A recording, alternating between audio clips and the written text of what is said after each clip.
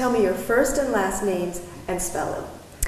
Michele, M-I-C-H-E-L-E, Weslander Quaid, W-E-S-L-A-N-D-E-R-Q-U-A-I-D. What are you currently doing and what are you running for? I am currently running for the United States Congress to represent California's 24th District. Okay. Number one, why are you running for office? I feel called to run for Congress, and this is a continuation of the oath I first took 20 years ago to support and defend the Constitution of the United States against all enemies, foreign and domestic. I believe we need people who love America, who have integrity, who are servant leaders, and who will do what's best for America and the American people in office.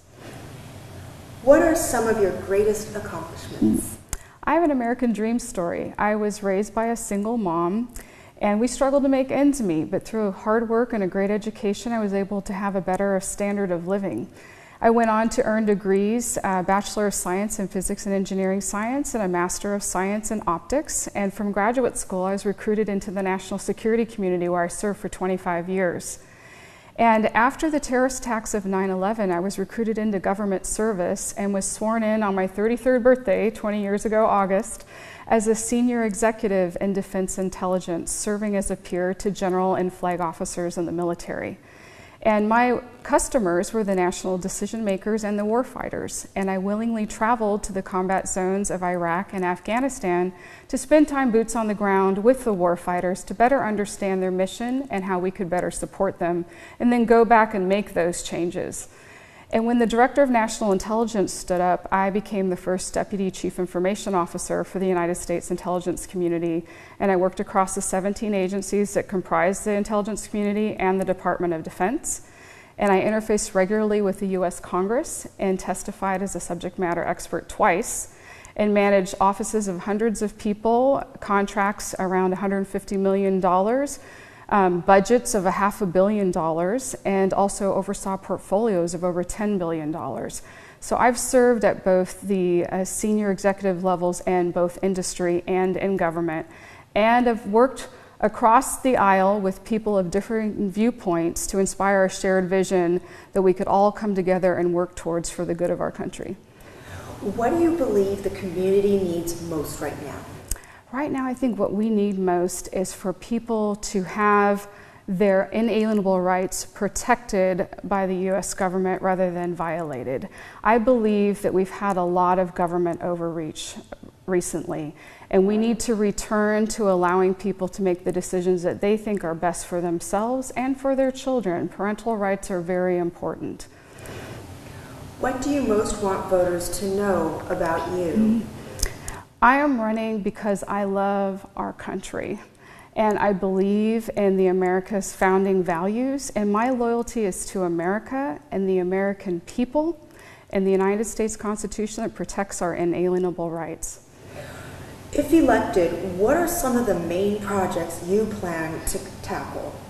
One of the biggest things is returning to a constitutionally limited government. And what I mean is the core roles of the government are outlined in the preamble of the Constitution, and we need to make sure that we are doing those roles well.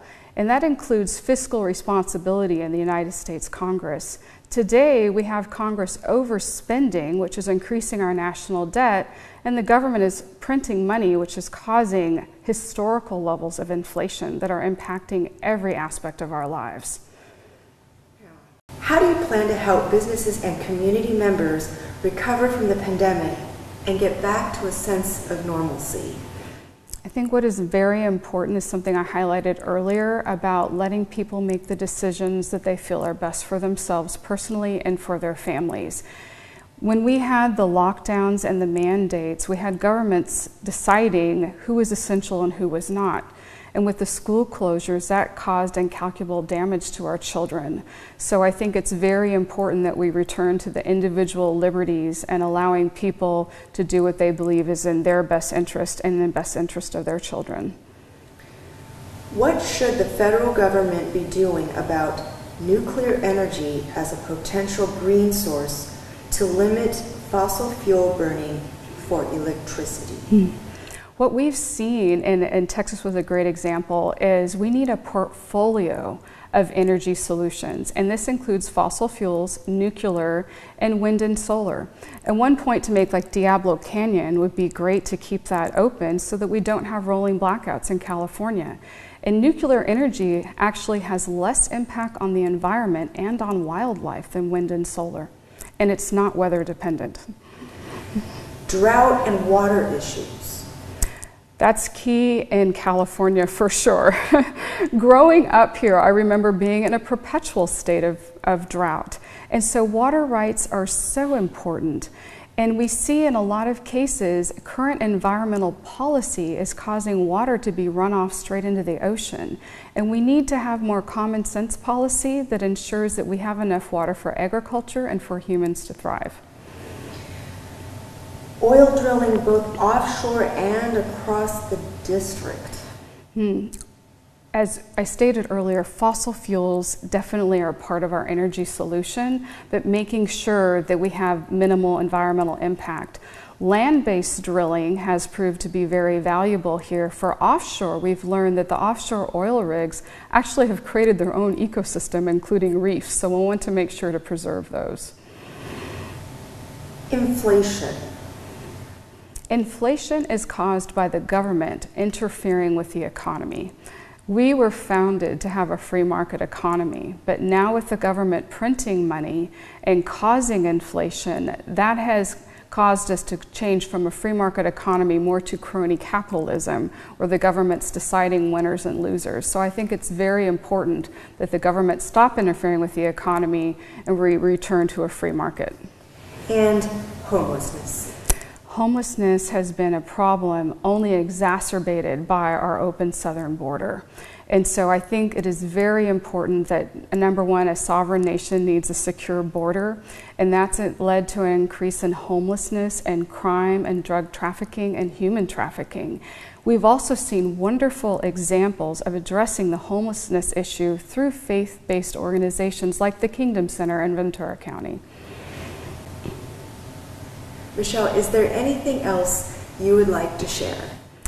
I am a God-fearing American patriot. I love this country. It is the land of opportunity. I want to preserve it as the land of opportunity for future generations. And you can count on me to act with integrity and work diligently to represent your interests in Washington, D.C.